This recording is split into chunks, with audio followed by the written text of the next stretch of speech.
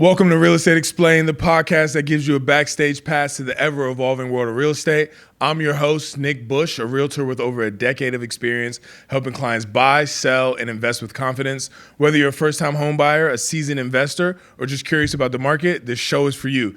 Each week, we'll dive into trending topics, break down the latest real estate news, and bring you expert interviews with the pros so you're prepared for every step of the journey. Ready to turn your real estate goals into reality? Keep watching. Evolving into the man that I am today is when I'm about 17 years old. Like the excitement of getting ready to be a man, having a vision of what a man looks like, but yet still not having the responsibilities of a man. Yeah. So you can kind of almost flip-flop because you got to be work. I don't know about like you, but for me, I was like, I wanted to work, and my mom was like, and my dad was like, if you want a car, you got to work. You want to play ball, you better figure out how to play ball. You want this car, you better work, pay your car payment, pay your insurance. Yeah. You want a ball, we'll support you with that. But like they were ushering me into manhood.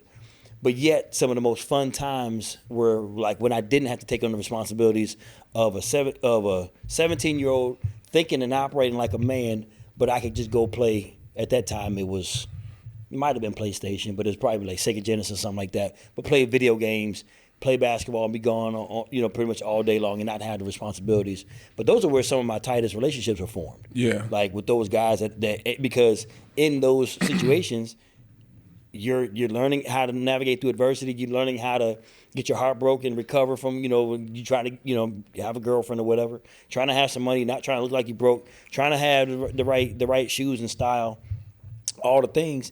And yet some of your boys, they going through with the same thing, right? Yeah. And y'all laughing at each other, picking at each other.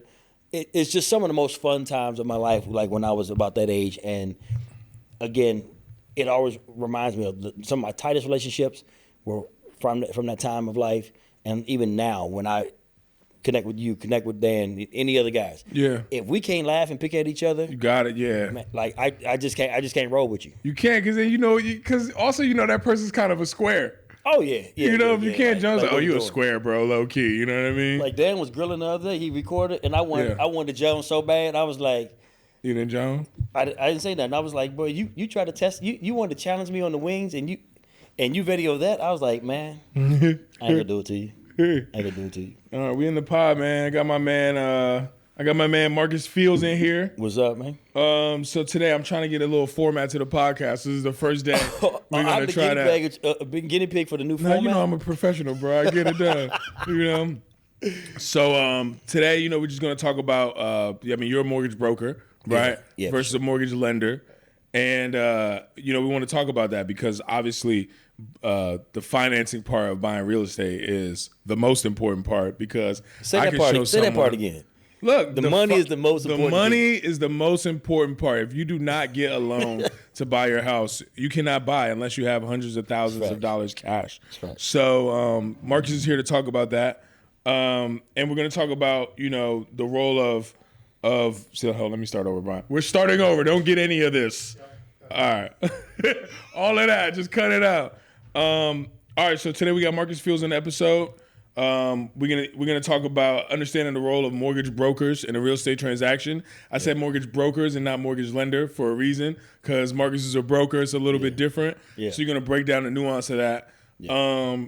Because the reality is without the money, you cannot buy your house, right? So Correct. The financing aspect is the most important aspect of the real estate transaction. Mm-hmm. And I can be biased and say realtors are the most important, but I know that we can't make any moves without you. So welcome to the pod, bro. Thanks for coming down. I know you're coming down from Fauquier County. Say it. Yes, man. Warranted 540, man. 540. Yeah, every time I'm down in Fredericksburg now. So every time I see somebody with a 540 area code, I'm like, man, they've been in the country for a long time, bro.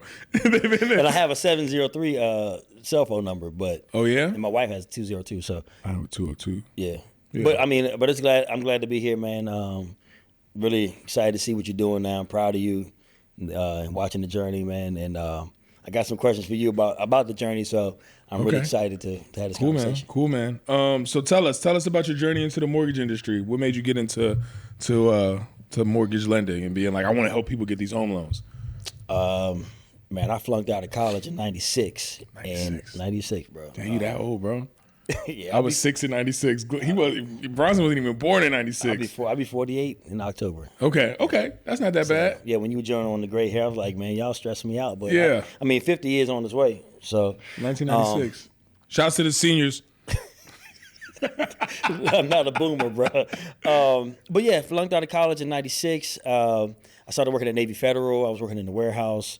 And then I set my mind to getting out the warehouse, and I got a job in mortgage collections.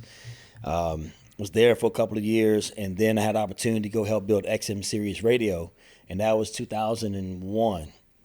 And then they wanted to move that office back into D.C., and I was living in Manassas. I already bought a condo and whatnot. But I was like, I'm only making like $35,000, and I just didn't see how driving to D.C. every day for $30,000 was making sense.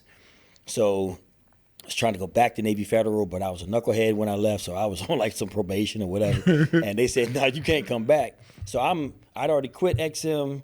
Navy Federal said you can't come back, so I'm unemployed. But there was a friend of mine who used to work with me at Navy Federal who she was already processing, and she become a mortgage processing manager. And at that time, there was no RESPA, no TRID rules. It was kind of wild, wild west of mortgages, right? And she was like originating loans and making like $30,000 a month. It was just making money hand over fist. And she's like, come do this. I was like, what is it? What is a mortgage? Didn't know how to pronounce it right. Didn't know how to spell it. So she's like, come, you do this. She's like, I believe you can do this. She's like, I won't let you fail. I never forgot that, right? And I get in there and I start seeing the action around. There's people walking around and they had the dogs in the office, and some people were like in pajamas and sweatpants. I'm like, what's going on in here? Yeah. And she's like, we're giving people money to buy houses or refinance the house that they have. I was like, well, how do you do it? And she's walking me through the process of the application, and I'm like, that's it. You talk to people on the phone and ask them what their rate is and what they're trying to do, all the things. And she's like, that's it. She's like, yeah. You put it into processing and they underwrite it and they make sure that everything is good, look at your credit. Oh, okay. And it just felt like a natural fit to me because like my personality, I can connect with people. I'm smart, so I can understand. I know the college flunk out part doesn't really equate to me being smart, but like I am intelligent, so it just made sense. And then the other side of it was that there were some people that were around me that didn't believe that I could do it. Yeah. And I'm a self-starter, but don't give me that gas, right? Yeah. Because if you start doing that, then it's a wrap. Man, I start getting even more competitive. So you've been in the game really like 20 years, 20 plus years. It'll be 22 years, April 15th. Dang, bro. That's good, man. So so Marcus knows what he's talking about, basically. I like to think so. You know? So all right, so now you're a mortgage broker versus a mortgage lender. When I met you, you were a lender though. And that was 3 years ago, I think. Yeah. So have you been a lender the entire time and then made the pivot? Yeah, so funny. So part of that, the ending, I guess kind of like the silver lining is that I was able to go back to Navy Federal and work for them in 2011. Okay. So I worked for the credit union as a mortgage lender. And no matter how you do it or what the structure is, you're still a mortgage lender. You're still lending money. Yeah. But I was working for the credit union, and then I left and got into retail lending, and that's when I met you. Okay. So retail lenders. It's like the local lender. Yeah, you have, and I mean, I could throw names out there if we want, but like you got your Movement Mortgage, your Atlantic First Coast, Home, First Savings. all of them, right? And they have like their P&L model, right? So profit and loss model, the branch makes a certain amount of money, they set their margins, but you as a loan officer, you have an agreement that number one, you're only offering your clients what they have in house. But you also have an agreement with that company that says, when I bring a loan in, you're going to pay me X amount of dollars per loan. And that number is usually 1%, somewhere in that 1% range. A lot of loan officers are making lower than that, but they're making that money, that low amount, because they have to pay for the branch expenses. They have to pay for the company expenses. They have to pay for the branch manager, the CFO, the CEO. You really don't know where all the money's going. Yeah. But there's a ton of money involved in these mortgages. But the big thing is that they can only offer what's in-house. And the end consumer, your buyer, ends up paying a higher interest rate on that loan. Why? Because they have to pay for everybody else that's stacked on top of them, right? So when I'm comparing rates in the market, FHA is 6.3 right now. Well, to get that 6.3 to cover the margin, your buyer might have to pay some points, or don't pay the points, but you get a higher rate. For me, I'm coming in the door as a mortgage broker with 6.3 or lower, and not even having to pay any of those points because I don't have the margins. Yeah. It's me, the consumer, and I'm taking that one application and shopping it around and finding the best mortgage, process, mortgage deal, all of that. So is the benefit to the consumer that since your overhead is lower, you actually can get them the better deal rate-wise and cost-wise? 100%. 100%. Most people don't think of the mortgage as a mortgage broker as a really important piece. So people understand, let me go find some car insurance. But you're not going to go straight to State Farm. You'll call a local insurance broker, and he'll shop you around and find you the best policy, right? The mortgage is the same thing, and it's an even more important product than your car insurance. So why would you not go do that with the mortgage and do it with the car insurance? Okay, so then we really have three different avenues, right? And I want you to talk about this. For sure. One is, what is the difference between what's the difference between a big bank credit union and a mortgage lender, and then compare and then add the mortgage broker to that. Yeah. So what's the difference between big bank / credit union, mortgage lender, mortgage broker, and what are the different benefits to the consumer since you've done all three now? Yep. So your credit union and big banks, number one, they care about their logo. They care about their board of directors, maybe even their stock prices, right? What they offer is inside this little box, because this is, I'm not even going to use that example, but they care about what's in this box that they offer, right? So they can only offer what's in that box. If they can't do it, go find somebody else, go fix your credit, whatever it may be. They also are depository institutions, so you can deposit your checking and savings. They offer insurance. They offer financial advisory, things like that. But they are very limited. The next category is, and it's good for who it's good for. Like, I find in the jumbo space yes, it can be that. They can really be aggressive in the jumbo space, and sometimes better than any other category. Your non-depository lending institutions, which we call the retail space, right? Your P&L companies, your Movement Mortgage, the Atlantic Coast, these type of companies. They're good for what they're good for. They have a little bit bigger box, but they also, and they can offer what's in that box, but they also can get into like the state bond programs like VHDA, what we call it Virginia Housing. You can get into the Maryland Mortgage Program. They have some sort of creative things here and there. They also have a secondary outlet where they can get into what we call the non-QM space. Yeah. And non-QM is like for, bank statement programs for self-employed borrowers. DSCR, is that non-QM? Yeah. Okay. But they only probably have 10, maybe 15, 20 those companies that they can go to when it doesn't fit the regular box. And they're good for who they're good for. Me having done both, I've looked at it to say, and again, they also care about their logo, their brand, right? The broker side says, do you know the business? Yeah. Can you talk to people? Yeah. Can you stay compliant? Yes. Can you stay profitable? Yes. Do you want to do it for your brand, your logo, Fields Mortgage Group? Yeah. Okay. So create that. Make sure that is sound. You get an LLC. Make sure you get your EIN and all of that. But then you can partner. You can take that and you can have your buyer give one application just like he does with the rest, one credit report just like he does with the rest, one set of documents just like he does with the rest, and now I can go out and I have access to over 260 wholesale lenders that might have an appetite for this client's loan scenario. Okay. And because you're coming straight to me, it's basically direct to consumer model, right? Yeah. And there's no add-ons to it. I mean, I shouldn't say no. There's a very slim margin. Because everybody has to get paid. You have to have compliance. You have to have marketing and things like that. It's a very skinny margin. Okay. So I pass those savings directly onto your client. That's the line we need. I pass those savings directly onto your client. He's figured out his rap at. already. You know what I mean? So, all right, rates are obviously. I mean, actually, I saw an article where rates have gone down. I think for 12 weeks straight. Is that correct? Or 4 weeks straight? It's four or five. 4 or 5 weeks straight. And so, we keep seeing the news is applications are up, applications are down, applications are up, they're back down again. But now rates are sliding, right?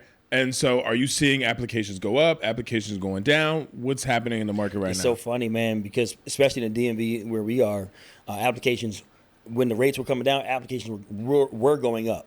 But with all these government layoffs, things that we just don't know what's happening, people having to go back into the office, sometimes there's been a little bit of a hesitation with our consumers because they just don't know what's going to happen. And I don't blame them. But there are a lot of applications. I think the number is like 47 to 50% of anybody's pipeline they're full of refinances right now. Because if you've purchased a home in the last 2 years, 3 years, your interest rate undoubtedly is 7%. It's somewhere in that range. It might even be pushing 8%. I got a veteran right now. He had 770 credit scores. He did a cash out refinance, but he had to have an interest rate of 7.75. I'm able to get his rate almost at 6% right now. Wow. Because of just where the market is. He hasn't done anything, and that's a streamline, right?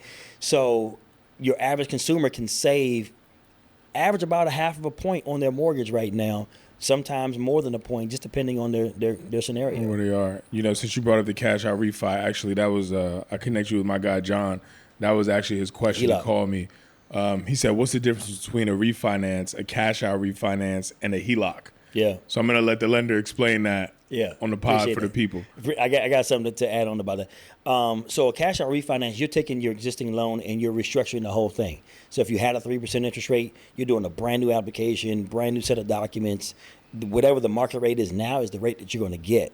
So you're going to lose that 3% rate, but what's the advantage? Well, I have 25% interest on my credit cards, 15% interest on my car payment. So I'm grabbing all that debt and bringing it into this new loan. So the $100,000 loan that I had at 3% might now be a $200,000 loan at 6%, but I'm saving money overall because I'm eliminating those liabilities, if you will.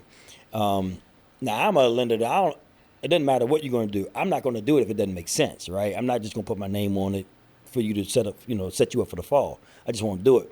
But I'll educate. When you do a HELOC, you're not touching this $100,000 loan at 3%. You're now doing a new application for a secondary mortgage. So this 3%, $100,000 at 3%, now gets another $100,000 loan as an equity line, right? And the equity line has flexibility to use it. You can, charge it up and pay it down. Charge it up, pay it down over time. You got about a 5-year time frame which you can use it. Now, what does that sound like? It sounds like a credit card, right? Yeah. It operates the exact same way. You only make a payment based upon the balance that you incur, not the limit that they've given you. Okay. So it's very smart for me. That's how we bought the land. Yeah. Right? We bought the land, got an equity line, right? And we made a payment based upon the balance. We sold some of the land, paid it off. Now I got $170,000 equity line sitting there so you know what I'm doing now, right? You know what my eyes are looking at now. Oh, that's why you're looking at those flips. There you go. Yeah, okay, that makes sense. Right. So it's good to use in a responsible way for home improvement, college debt. You got some boys that are, you can do debt consolidation. It's a really good tool, and you don't touch the 3% interest rate that you got maybe during the COVID. Time. But if I have a house, can I just get a HELOC just because? Like, can I just do it, or do I have to still qualify for that amount of money? There's still a qualification, involved in it. You might say I want $100,000, but when we look at your income and your debt, then you may only qualify for $50,000. However, there are equity lines that allow you to pay off. You move this debt into this equity line, so therefore you can qualify for more because it's making your overall expenses go down. Okay. So you can do. There's so many ways to do this. That's one of the things about being a mortgage broker now, is kind of an add-on to what your original question was, is that you're a sneakerhead, right? I'm glad to see you don't have Nike socks with New Balance on today. Not today. Not today. Last time. Actually. Oh, my God. I do have the Nike and New Balances on. That's hilarious. They got to clip that out, bro. Hey, man. So there's a funny clip on the old your podcast. Brand, man. No, you know what's crazy? Yo, these New Balance socks are very comfortable, bro. I get it. So last time I had the shorts on those, it was a little aggressive. No, we got to do that clip because, so Bronson, quick story. I had a the podcast where I used to shoot, I was wearing shorts, right? And I had these Jordans on, Nikes on, and I had the New Balance socks. Because I put the New Balance socks on first because I was going to throw some New Balance sneakers on. So I'm just rocking these. On the pod, he goes, yo, bro, what's up with the Nikes and the New Balance socks? Yeah. And I'm a sneakerhead, so like. And so now I'm doing it again. You know what I mean? Yeah, but that's your brand, though. I mean, it's stamped now. But here's the thing: the point I was going. What a coincidence, bro. I was going to say, like, you as a sneakerhead, you've probably customized shoes before, or maybe your son has done, like, how detailed you can get from the shoestrings to the outsole to the upper to the midsole, all the things, right? I can customize your mortgage just like customizing a sneaker. I mean, there's so many things that I can do as a mortgage broker that you can't do in the retail space, and you certainly can't do in the big bank. And that's one of the greatest parts about that, because there's no two borrowers that are alike, right? Yeah. So me being able to have that flexibility, it works every time. Okay. So right now in my database, there's a lot of I have a lot of move-up buyers. Right, I don't have as many first-time home buyers as I used to have. Are you still working with a ton of first-time home buyers? Sure, yeah. So what is the rates are up? When I was buying my first home, I have a 3.6 interest rate. Nice. What are you talking to your first-time home buyers about now? How are you getting through that interest rate conversation? How are you preparing them to purchase? Well, number one, I help them maintain the excitement, yet also acknowledge the nervousness about this monumental step, right? But keep the excitement high, because people that bought 2 or 3 years ago, their rates were 7 and 8. If they didn't have the money for the down payment, then they need assistance, grant money, and things like that. So the rate was always going to be higher because the risk is higher. Well, now you can get a very strong mortgage loan in that 6% range, right? Even if you need assistance or not, or whether you need assistance or not. So I encourage them, number one, don't do anything that you think might help you get prepared, right? Don't try to beat us to the punch. Let me tell you what you need to do to get prepared. Don't believe what you see written or spoken by these talking heads, because they will tell you a lot of things, and you haven't asked me. I have the money and the guidelines, so once you... Bro, almost verbatim what I tell people, right? People are like, yo, I want to buy a house. But I have this debt I'm gonna pay off. My credit card balance is this. I'm gonna lower it. I think I'm gonna pay my car off. I say, hold on. They say, what do you think? I say, well, we can have a hypothetical conversation about what you need to pay off and what you need to do and what your income needs to be and what your credit score should be. I said, we can have a hypothetical conversation about that, and I have some of those answers. Or we could just go ask the person that's gonna give you the money, and they'll tell you exactly what you need to do. Don't guess what you need to do to qualify for your home. No. Connect with the lender, do a pre-approval application, eat the credit pool. It's a hard inquiry. You have to eat the credit pool. It's beneficial to you. They'll be able to see your credit report, income, debt to income ratio, and they'll tell you, hey, this $8,000 balance on the $10,000 limit, you got to get that down because that's going to increase your score. But the $2,000 balance on the $10,000 limit that you think is really harming you is not that crazy. People really do need to trust the experts. And one of the things as lenders, we've always hesitated to actually say and say the real, right, and just say what it is. Shout out to Dan, right? Because I was always asking Dan, like, why are you always talking about guidelines? Why are you giving the lending suggestions? And he flat out said, because y'all don't do it. Yep. I was like, what? So I've been more and more like standing on my 22 years of experience. Like, I know what I know, right? And so when I say, like, don't try to outsmart us. Yeah. Like, as realtors, like, stop talking about the rates. You haven't taken the lending test. No, but that's the real deal, bro, because I've asked every single lender, and maybe I'm going to ask you right now. I say, real estate agents, we build our businesses in our sphere, right? Mm-hmm. The first people we reach out to are friends, family. We're doing social media, talking about the 3 steps to buying a home or what you need to do to sell or prepare.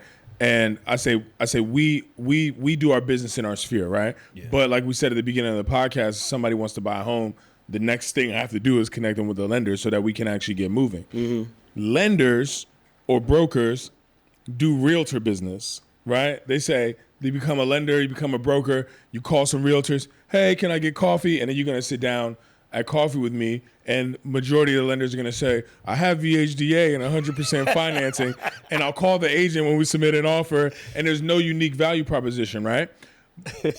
But they don't then go reach out to their sphere to try to get business there. And so why do you think lenders why do lenders do real estate agent business and they don't do sphere business? Because if I became a lender tomorrow, I'm not going to reach out to 30 realtors and try to have coffee.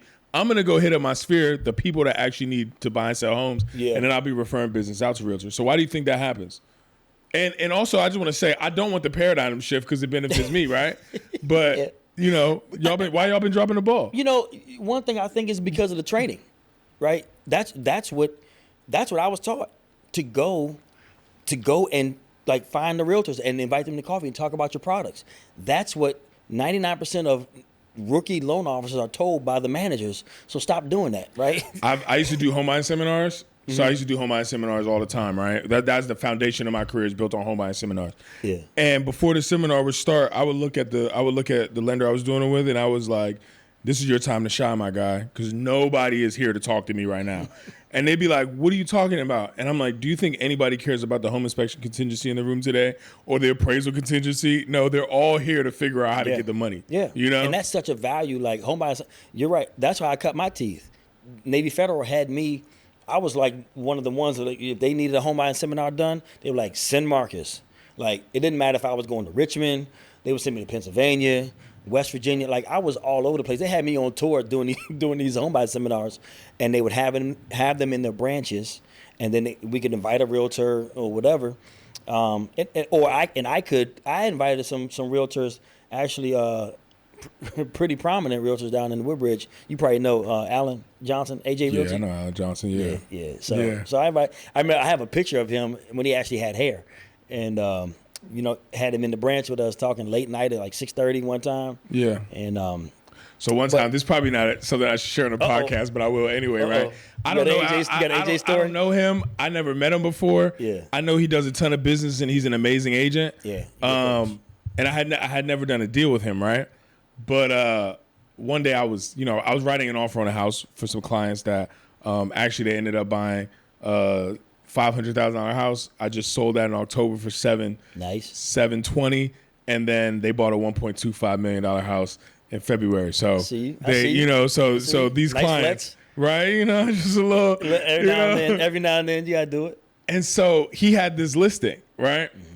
And so I called, hey, what's the lay of the land? Blah blah blah blah. And so our offer came in, then another offer came in, and he called me back, and he gave me the whole, hey, bro, thanks for the offer. I want your clients, your clients look great. This is kind of what you're competing against.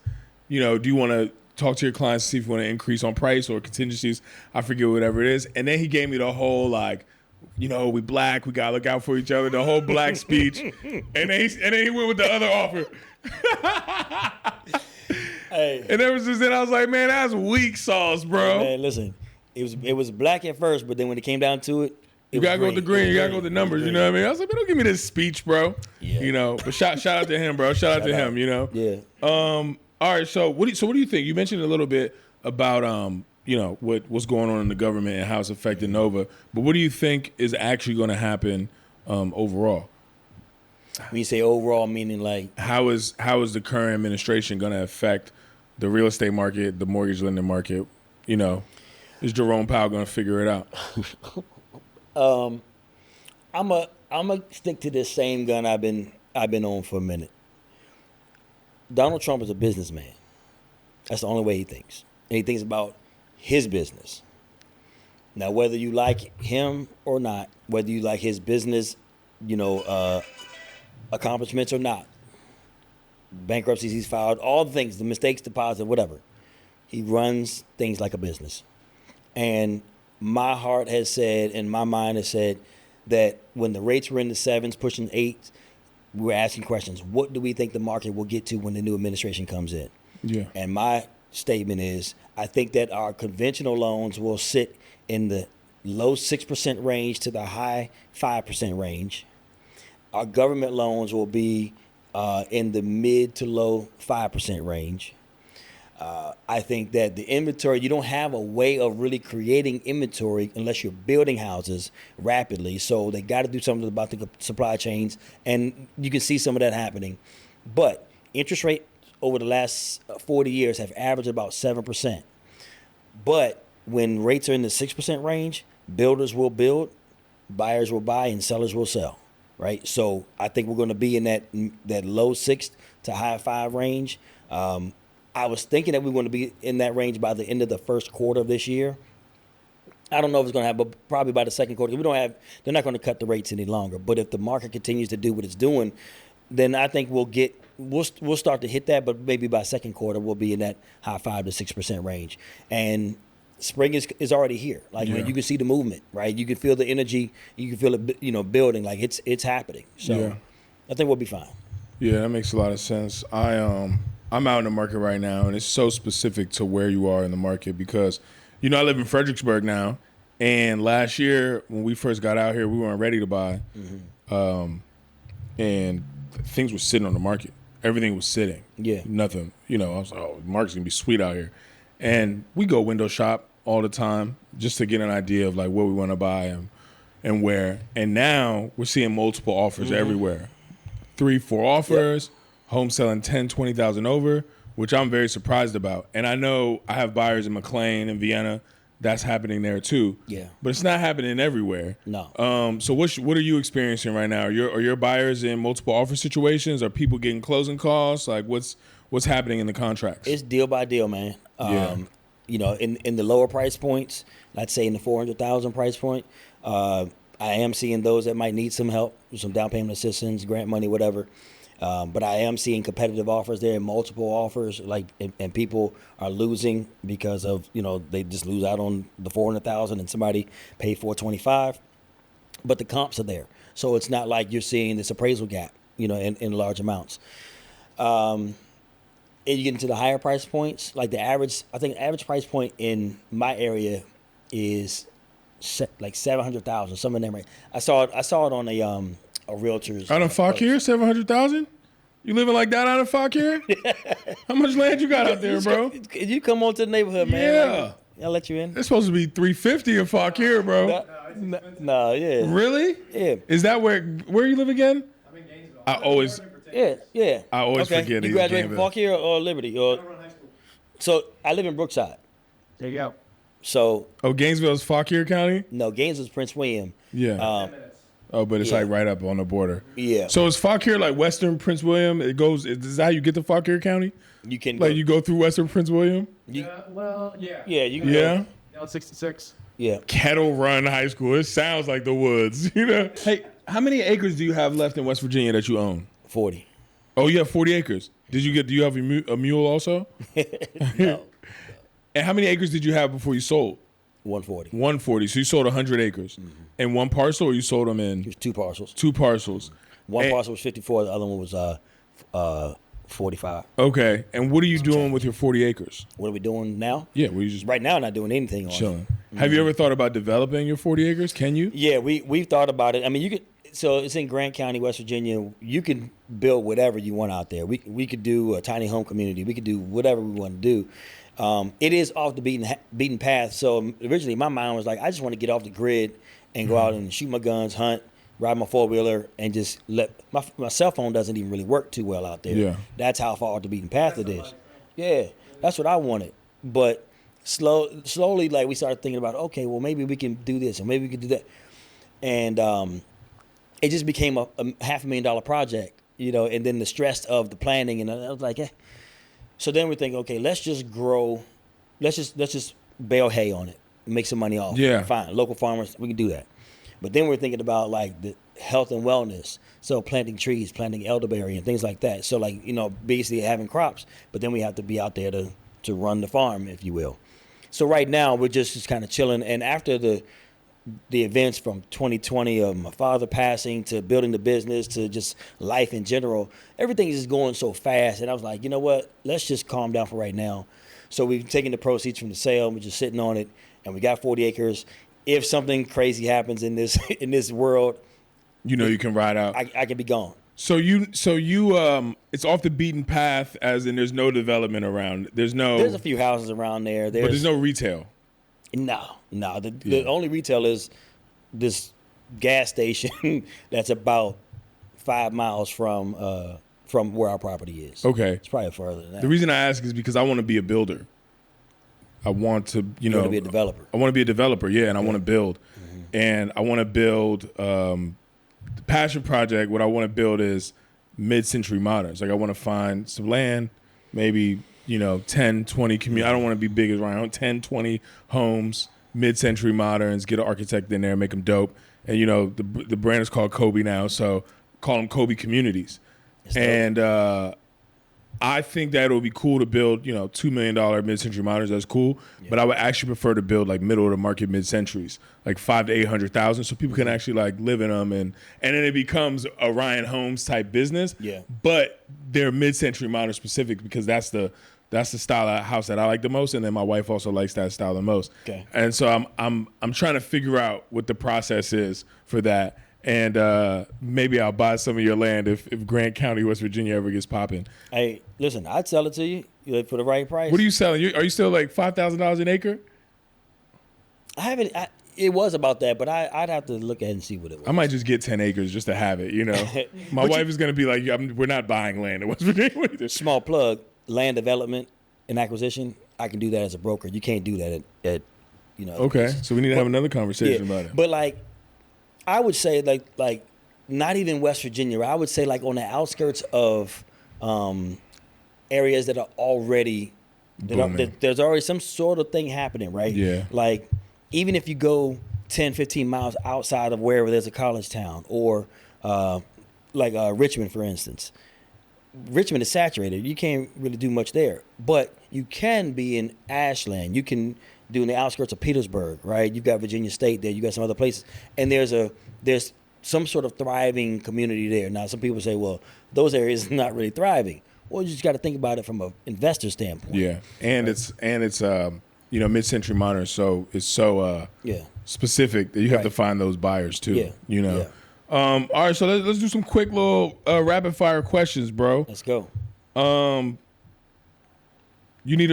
right, so we're gonna break down some myths. I told you my guinea pig episode, right? So, Okay. This is a 2-part question. Do you need a perfect credit score to get a good mortgage rate? And no, that's the 1-part question. Cool. Well, no, 2-part. Sorry. Edit. Do you need a perfect credit score to get a good mortgage rate? And what is a good credit score? No, you don't need a good credit score to get a good mortgage interest rate. Good credit score is anything good, I would say 680. Fair, 640 and above. Hit that 640 window, ton of doors open up for you. I'm glad you answered that question, bro, because lenders always try to swerve that question. Any credit, just do the application. I tell people, man, stop telling these people they can qualify at 580, man. In the extreme circumstance, maybe if you have, 25, 30, 40%, you can make it happen. But let people know we need to get you to a 640 so we can walk through the door and do anything you want. So I'm gonna give you a little add on to that. I know it's quick fire, but like I could do loans at 500. I've done refinances at a 500 credit score with FHA. But yes, there needs to be about 30% equity in the property, so it's 70 LTV. But your minimum credit score to get you in the door is 580. They are extremely difficult to get done, right? Your debt ratio has to stay below like 43% in most situations. You got to have reserves. Sometimes it's not, the juice ain't worth the squeeze. Yeah. You get them over 600, and a little bit better opportunity. 620, okay, now you're cooking a little bit. 640, the system usually will take it, and then you can move on. No matter what. Mm-hmm. Okay. Is the lowest interest rate for your loan always the best option? No. Why not? Because the interest rate does not equate to savings in your pocket. You got to look at the dollars. How much money am I spending every month? Because I can have a 3.625 interest rate, but have 30% interest on my credit cards, right? Well, and I'm still drowning every month in revolving debt. I could refinance that and end up with a 6 or 6.25% interest rate eliminate that debt, and now I'm saving $1,500 a month. Yeah. Do you care about having lost the 3%? No, because I'm saving $1,500 a month. Yeah. And that's a real scenario. There's a guy right now I'm dealing with. He doesn't want to lose his 4%. I'm like, you're going to lose the house. Like you cannot afford to pay your mortgage, sir. And this, listen, it was a crazy scenario, but he had a HELOC he didn't pay on, and 14 years later, Bank of America came back to get it, and they filed all the paperwork for the foreclosure. He owed $125,000 as the principal balance. He had $125,000 in interest and penalties, so $250,000. I'm like, you've got to refinance this. Yeah. Forget that 4% rate. You're going to lose the house in the next 60 days. Yeah, and your credit score is going to drop. You're not going to be able to buy And he has a something else. 700 credit score. Yeah. Because they're not even reporting it. So he's I'm gotta like, get it off. you're in good shape, man. Let's just do this. Yeah.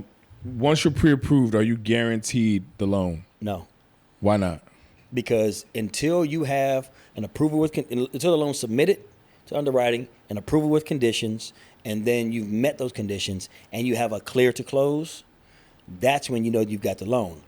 But there's still sometimes some post some conditions that we call them post-closing or funding conditions. Anything can happen until you sign at the table. That's when you know you got it, right? But you can rest easy once you get through the process of underwriting and you have an approval with conditions. You can breathe a little bit easier. What are some of the conditions that come up? Explain this deposit on your bank statement. What is this allotment on your pay stub, right? You had a bounce check at the beginning of the month 2 months ago. What is this? Why was this? Yes, stuff like that. Stuff like that. Yeah. Okay. This question is from ChatGPT, so I don't really understand it, but hopefully you do. Is it better to rent or buy a home in a fluctuating market? It's better to do what you can afford and what you're most comfortable with when the time is right for you. Okay. Solid. I have one more question. It's controversial. Why can we not talk to the underwriter? Y'all can't. I can. I can talk to them all day long. And I'll just say it like this. No shade. As a realtor, you have no idea what you're talking about. Right? Like you haven't been tested. You don't have a license. You don't know the formulas. As many loans as you might do, you really don't know, right? You don't have the back end. It's almost like the letter of the law versus the spirit of the law. You really don't know what it's really saying. You don't even know how to tap into the guidelines. And let me also say this. Most people, at the end of the day, they just want their house. They just want the keys. And I do too. They just want the deal to be done. But the way you go about asking for things to get done, you can get a lot further by just having a gentle conversation and getting an understanding of what that underwriter's thinking about and how they're thinking of it. And then you can get back with your team and like, oh, let me slow it down. Oh, okay, this is what she's really asking for. All right, got it. I go back to my client. This is what they're asking for. How can we accomplish that? Y'all will blow the whole thing up. Well, why is this? Well, why is it? It's just like boom, boom, boom, boom, right? So you don't want to talk to an underwriter. I think what happens is that we're being very logical and the underwriter is not being logical. And we can't understand it. I tell people all the time when this happens, I said, don't worry, the underwriter's job is to hate on the deal because they don't want the market to crash. The underwriter will Why be you like, tell them that? because that's a fact. The underwriter will be like, oh, I see $10,000 a month coming in for 3 years. They need to go back 7 years and source that $10,000. Oh, and one time it was 98. It was 98.80. So really, it's not a $10,000 loan. This is what they do, and it's like, what's going on? And the craziest thing is, I've never seen a job posting on Indeed for underwriter positions. So I don't even know the people that are applying for these positions. I hate these people. You know what I mean? If you're underwriting my deal, Nick Bush, I love you. I appreciate you. Let's get it done. But I'm just like, who is an underwriter and why do they hide these people? You hide these people because you know we would swing. Man. You know we would swing. Man, they're going to protect the financial interests of the company. They really, at the end of the day, and they're just looking at guidelines all the time. And you'll hear every underwriter or any lender say, it's up to underwriter discretion. So you could be an underwriter sitting next to that underwriter looking at the same guideline on the same deal and look at it two totally different ways. Yeah. And then when you me as a loan officer, I'm like, man, I understand where you are, but will you accept this, right? Can we think about it this way? And that's where you can pick up the phone and have common sense conversations, because sometimes you're working with companies that just care about their stuff. You don't really see the client. Yeah. But then when you humanize the transaction and be like, look, man, my guy's just trying to get the house. Help me help you so we can help them. And okay, I'm gonna get you out of here with this question. What do home buyers and home sellers need to know about the real estate market right now?